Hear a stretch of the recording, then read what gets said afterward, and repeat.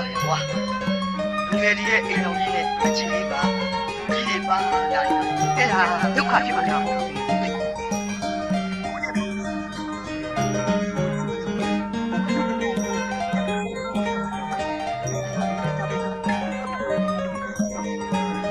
ီမှာသမီး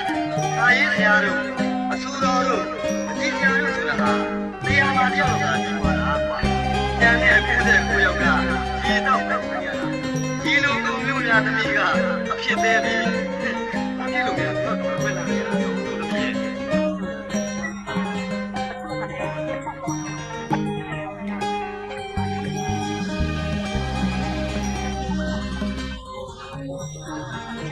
ဖြည့်ဆမ်းပါတကယ်ကြီးဟာမင်းဖြည့်ဆမ်းပါကွာဟောဒီလည်းနဲ့ကွာပြန်လိုက်ဦးမယ်